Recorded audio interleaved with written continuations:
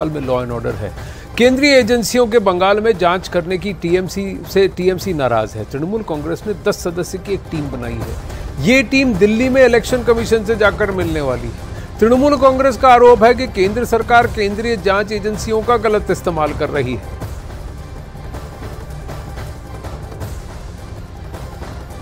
हम बोलना चाहते हैं कि आप लोग देखे हैं, लास्ट वीक में हम 2 बार इलेक्शन कमीशन के पास गए थे।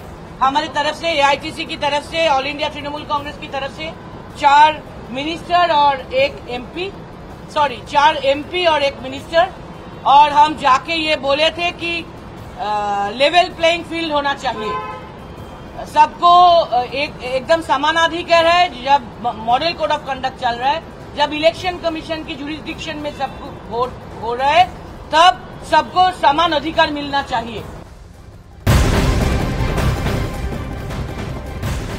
अब वहीं लोकसभा चुनाव से पहले बंगाल में तृणमूल कांग्रेस और बीजेपी में एक नई जंग शुरू हो गई है। ये जंग मथुआ समुदाय की विरासत को लेकर हो रही है। केंद्रीय मंत्री शांतनु ठाकुर और तृणमूल कांग्रेस सांसद ममता बाला ठाकुर के बीच ये झड़प हुई है।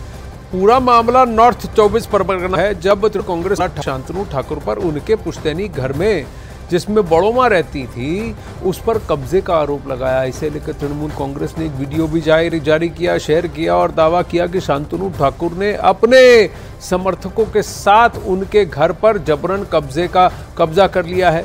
इसे लेकर ममता बाला ठाकुर ने उनके खिलाफ एफआईआर भी दर्ज कराई है और अपनी जान को खतरा बताया है। हालांकि शांतनु ठाकुर ने ममता बाला ठाकुर के आरोपों को बेबुनियाद बताया और कहा कि बड़ों मां जिस घर में रहती थी उस पर तो मेरा भी हक है।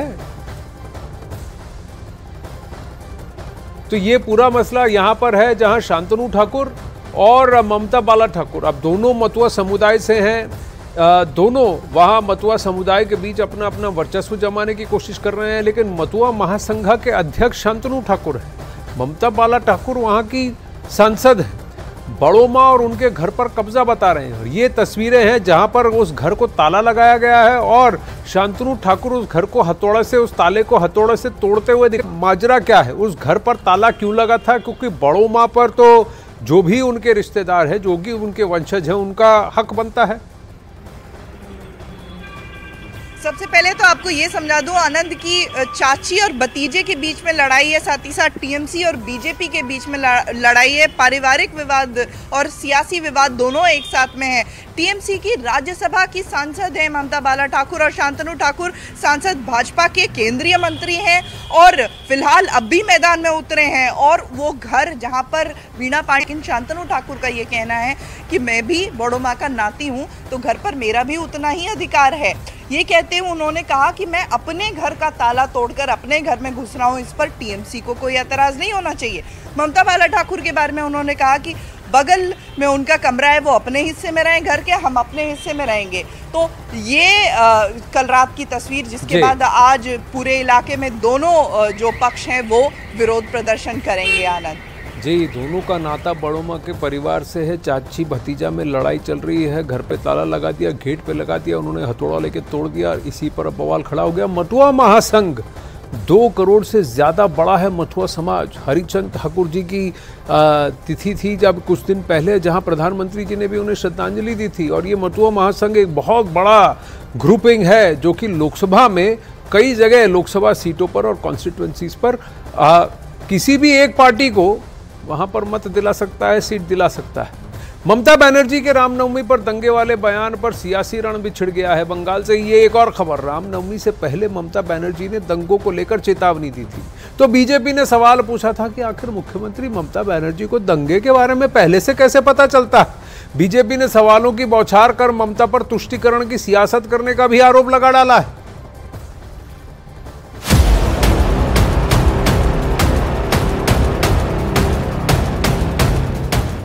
रामनवमी पर रार सियासी प्रहार।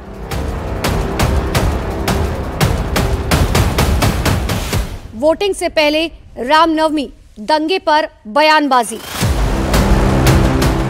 लोकसभा की लड़ाई रामनवमी पर आई। 2024 का दंगल राम के नाम पर खेला। 19 अप्रैल को लोकसभा चुनाव के पहले चरण का मतदान होना है, लेकिन उससे पहले 17 अप्रैल को देश भर में रामनवमी का त्योहार भी मनाया जाएगा। और रामनवमी पर बंगाल की सीएम ममता बनर्जी के ताजा बयान ने सियासी घमासान को हवा दे दी है। ममता बनर्जी ने चुनाव के दौरान दंगों का अंदेशा जताया। ममता ने पुरुलिया की रैली में दावा किया कि रामनवमी के बाद मतदान की तारीख रखना एक साजिश है। শুধু একটা কথাই বলবো, মিছিল করুন, মিটিং করুন, দাঙ্গা করবেন না। দাঙ্গা করবে ওরা। 19 তারিখে ভোট, 17 তারিখে দাঙ্গা করবে। তোমাদের তো রাম কানে কানে বলে দিয়ে যায়নি তুমি দাঙ্গা করো, কিন্তু এরা দাঙ্গা করবে আর করে এরাই একে ঢুকিয়ে দেবে। वैसे बंगाल में रामनवमी पर दंगों का अपना एक इतिहास रहा है। पिछले साल रामनवमी पर बंगाल के अलग अलग शहरों में हुई हिंसा की तस्वीरें अब भी लोगों के जहन में जिंदा है। इधर ममता ने चुनाव से ऐन पहले रामनवमी पर दंगे की आशंका जाहिर की, तो उधर बीजेपी ने तुरंत ममता सरकार को घेर लिया। बीजेपी ने ममता बनर्जी से सवाल किया कि उन्हें कैसे पता कि रामनवमी पर दंगा होगा। साथ ही बीजेपी ने कहा कि ममता ने दंगे की आशंका सार्वजनिक तौर पर जताकर कुछ लोगों को 17 अप्रैल की तैयारी का गुप्त संदेश दिया। पिछले साल जहाँ जहाँ पथराव हुए उन इमारतों के मैं नाम नहीं ले रहा हूँ, नहीं तो फिर सांप्रदायिकता का मेरे ऊपर आएगा, भाजपा पे आएगा। जिस जिस इमारतों से पथराव हुए, क्या भाजपा वहाँ जाके छत पे पत्थर रख गया था? ये शायद उनका गुप्त संकेत कुछ लोगों को है कि 17 अप्रैल के लिए तैयार हो जाओ, जैसे यहाँ पर सांप्रदायिक हिंसा लगे, रायट हो। ये उनका एक गुप्त, मेरे ख्याल से सिग्नल जिसको कहते हैं। अब अगर थोड़ा सा पीछे जाए तो अयोध्या में 22 जनवरी को भव्य और दिव्य राम मंदिर में रामलला की प्राण प्रतिष्ठा के बाद देश की राजनीति में राम की लहर चल पड़ी। विपक्ष के कई नेता भी राम नाम जपने लगे। इसका असर ये हुआ कि बंगाल में पहली बार रामनवमी पर सार्वजनिक छुट्टी का ऐलान किया गया। बीजेपी इसे भी ममता का राम को लेकर डर बता रही है। खास बात यह है कि बंगाल की 42 लोकसभा सीटों पर इस बार भी टीएमसी और बीजेपी में सीधी टक्कर मानी जा रही है। 2019 के लोकसभा चुनाव में बीजेपी ने 40% वोट शेयर के साथ 18 सीटें जीती थी और इस बार बीजेपी ने बंगाल में 18 के आंकड़े को 36 पर ले जाने का लक्ष्य रखा है। इस लक्ष्य के बीच ममता के रामनवमी पर दिए गए बयान पर बीजेपी हमलावर हो गई है। जो व्यक्ति मुख्यमंत्री के पद पर आसीन हो और law and order is a totally state subject, उसका काम आगाह करना नहीं, व्यवस्था करना है। इससे साफ है कि वो मुख्यमंत्री के रूप में अपने दायित्व का वहन करने में असफल हो रही हैं, परंतु ये बयान पूरी तरीके से निराश कर रही हैं कि रामनवमी पर ही दंगा हो सकता है। इतना ही नहीं, पीएम मोदी ने भी पुष्कर पर कड़ा प्रहार किया। अगर कोई प्राण प्रतिष्ठा में आ गया तो उसको कांग्रेस पार्टी से 6 साल के लिए निकाल दिया। क्या इस देश में ऐसा हो सकता है भाई? प्रभु राम के बिना आप देश की कल्पना कर सकते हो? हमारे यहां तो सुबह शाम मिलते हैं तो राम राम सा करके शुरू करते हैं भाई, और अंतिम विदाई में भी राम बोलो राम से ही जाते हैं जी। उस राम के खिलाफ इतना गुस्सा मेरे दिमाग में नहीं बैठ रहा है भैया। प्रभु राम अपने घर विराजे और ये रामनवमी आ रही है, सज धज के लोग मनाने वाले हैं। हम देखते हैं कितना विरोध करते हो। फिलहाल जिस रामनवमी पर ममता बनर्जी हिंसा की आशंका जता रही है, उस महापर्व के लिए रामनगरी अयोध्या में भव्य तैयारियां की जा रही है। ऐसे सियासी माहौल में बीजेपी ने ममता की मंशा पर सवाल खड़े किए और उन पर तुष्टीकरण की राजनीति करने का आरोप लगाया। आशिका सिंह कोलकाता से इस वक्त हमारे साथ लाइव हैं। ममता बनर्जी के कहने का तथ्य क्या था? बीजेपी ने तुष्टीकरण का आरोप लगाया है। रामनवमी चुनाव से 2 दिन पहले है, इसीलिए वहां कुछ न कुछ गड़बड़ होगा, ऐसा अनुमान ममता बनर्जी ने क्यों लगाया? इस बात क्यों की कि मीटिंग करने दूंगी लेकिन उसके आगे कुछ नहीं करने दूंगी? आनंद, एकाधिक बार रामनवमी पर ऐसे दंगे हो चुके हैं, लेकिन इसकी जो हर साल जो घटनाएं होती हैं उसके बाद उस पर सियासत होती है, लेकिन इस बार तो सियासत पहले ही हो रही है। पहले ही आरोप लग गए हैं कि रामनवमी पर ऐसा कुछ हो सकता है। तो मुख्यमंत्री खुद अगर ये आशंका जता रही हैं तो ये गंभीर विषय है और भाजपा इसे लेकर के सवाल उठा रही है और ये कह रही है कि अगर आपको पहले से पता है तो व्यवस्था क्या कर रही है इसे लेकर के। आनंद, धन्यवाद अर्शिका। आगे बढ़ते हैं अखाड़ा में। वहीं बड़ी खबर हिमाचल प्रदेश से आ रही है। कांग्रेस नेता विक्रमादित्य सिंह ने गोमांस खाने वाले आरोप पर बीजेपी प्रत्याशी कंगना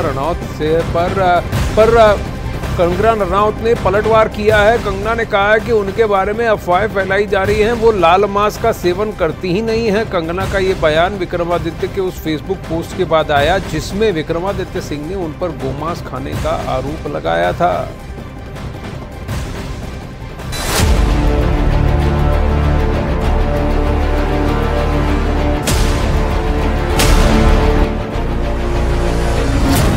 बीफ खाने के आरोप पर भड़की कंगना, विक्रमादित्य सिंह के आरोप पर पलटवार।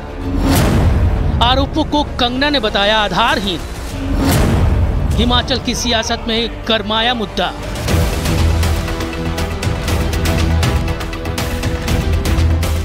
हिमाचल प्रदेश की मंडी लोकसभा सीट से बीजेपी प्रत्याशी कंगना रनौत इस वक्त सुर्खियों में हैं। हिमाचल प्रदेश के मंत्री विक्रमादित्य सिंह ने अपने फेसबुक पोस्ट में कंगना रनौत पर बिना नाम लिए बीफ खाने का आरोप लगाया। विक्रमादित्य सिंह ने लिखा, हिमाचल देवी देवताओं का पवित्र स्थल है, देवभूमि है। यहाँ गोमांस का सेवन करने वाले चुनाव लड़े, ये हमारी संस्कृति के लिए चिंता का विषय है, जिसका राजनीति से कोई सरोकार नहीं है। जिस पर अब मंडी से बीजेपी प्रत्याशी कंगना रनौत ने पलटवार किया है।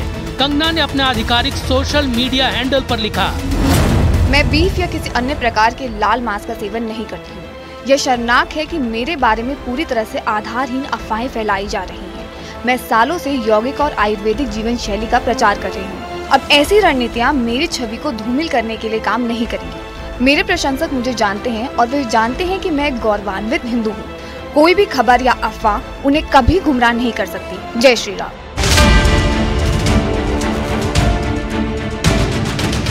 अब यहाँ बड़ी बात यह है कि बीजेपी ने कंगना रनौत को मंडी लोकसभा सीट से मैदान में उतारा है। कांग्रेस ने अब तक इस सीट पर प्रत्याशी का ऐलान नहीं किया है। विक्रमादित्य सिंह की मां प्रतिभा सिंह मंडी से कांग्रेस की सांसद हैं। जानकारों के मुताबिक प्रतिभा सिंह फिर मंडी से कांग्रेस की प्रत्याशी बनाई जा सकती हैं। इसलिए विक्रमादित्य सिंह कंगना रनौत को लेकर हमलावर हैं।